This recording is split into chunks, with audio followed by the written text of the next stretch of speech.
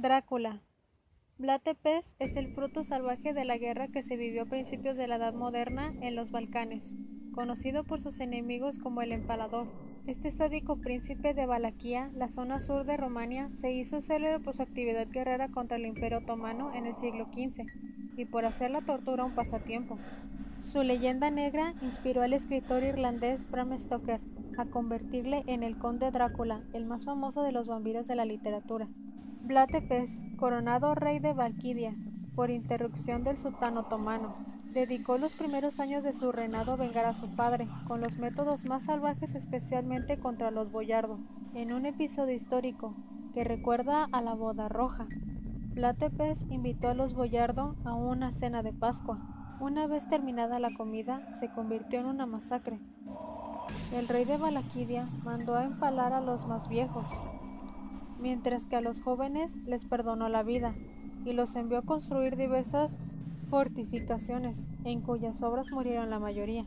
Y no solo de venganza se alimentaban los empalamientos de Blas Tepesh, con la intención de borrar la disidencia en sus territorios, y rebajaba el poder de la nobleza.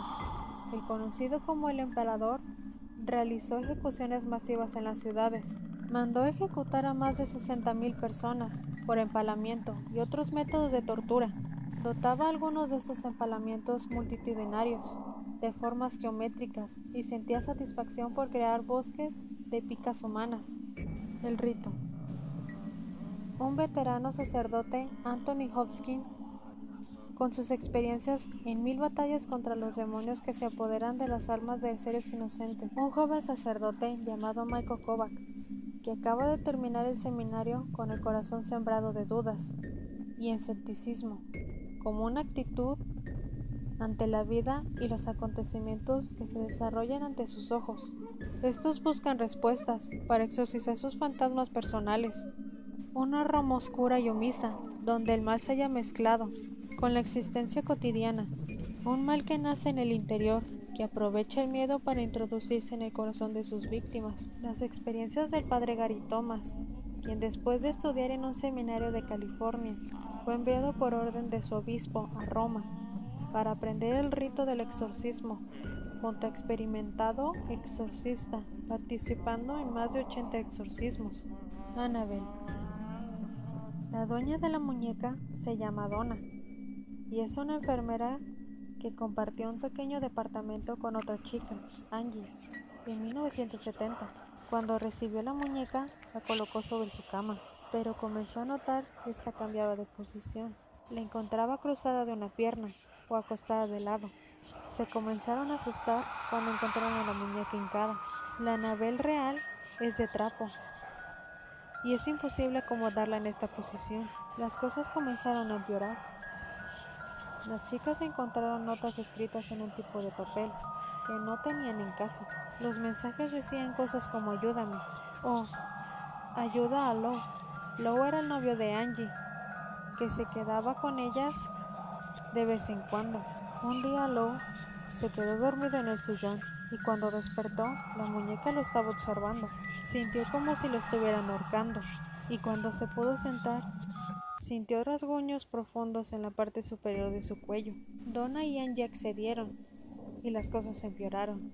Annabelle, la muñeca, comenzó a aparecer en diferentes habitaciones. Las chicas pensaron que tenían un intruso, alguien que entraba a la casa a mover la muñeca y dejar mensajes tétricos. Pero para estar seguras contrataron a una psíquica, que les presentó con el espíritu de Annabelle Higgins, una niña que supuestamente había muerto en la propiedad antes de que construyeran los departamentos y que había perdido la vida a los 6 años. Annabelle quería permiso para habitar la muñeca, pues quería vivir con las chicas y ser amada por ellas. Fue entonces cuando las chicas encontraron a los Warren, quienes llegaron a la conclusión de que no era una niña sino una presencia inhumana, que quería poseer a un huésped humano. Los Warren convencieron a un sacerdote de apellido Cookie que exorcizara el departamento después de que el matrimonio se llevara la muñeca. La masacre de Texas. Ed Gein, un asesino de serie especializado en robar tumbas, aunque no era en la zona de Texas, sino en Wisconsin. Kane era un hombre muy peligroso que conservaba cadáveres para hacer de todo con ellos, incluso trajes enteros de piel humana.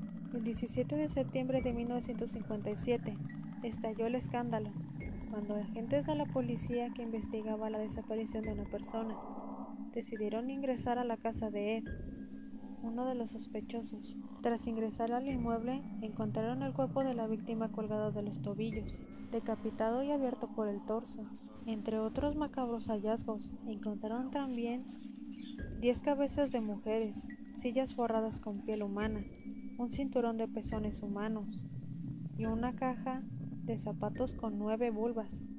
Todos estos objetos fueron fotografiados y destruidos. El primer hecho extraño que se desprendió de todo esto es que tras ser arrestado, la casa sin motivo aparente empezó a consumirse por las llamas. Esto fue una especie de advertencia sobre las energías que rodeaban a este personaje, que es considerado como legendario. El exorcismo de Emily Rose. Emily Rose, en realidad una joven alemana llamada Anneliese Michel, desde su nacimiento, el 21 de septiembre de 1952, disfrutó de una vida normal, educada religiosamente, desde que era muy pequeña. Sin advertencia, su día cambió un día, de 1968, cuando empezó a temblar y se dio cuenta que no tenía control de su propio cuerpo.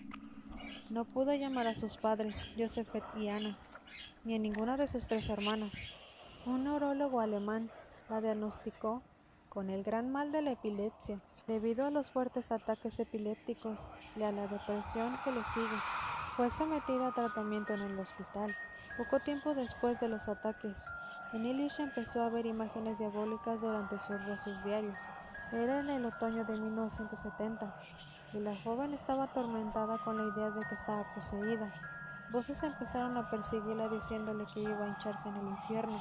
En el verano de 1973, sus padres visitaron a diferentes pastores, solicitando un exorcismo. El tiempo pasaba, y su conducta se volvió mucho más errática. Insultaba, golpeaba y mordía a sus familiares. Se rehusaba a comer porque los demonios se lo prohibían.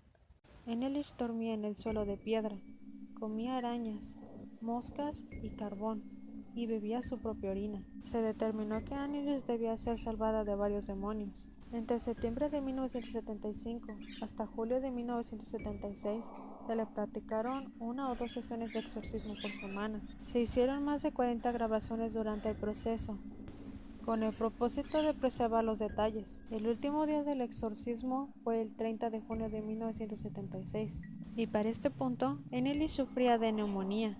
Estaba completamente delgada y tenía fiebre muy alta. Lo último que Anneliese le dijo a sus exorcistas fue: rueguen por el perdón, y a su madre le dijo: mamá, tengo miedo. Anna Michel grabó la muerte de su hija al día siguiente, el 1 de julio de 1976. De acuerdo con la evidencia forense, Anneliese murió de hambre.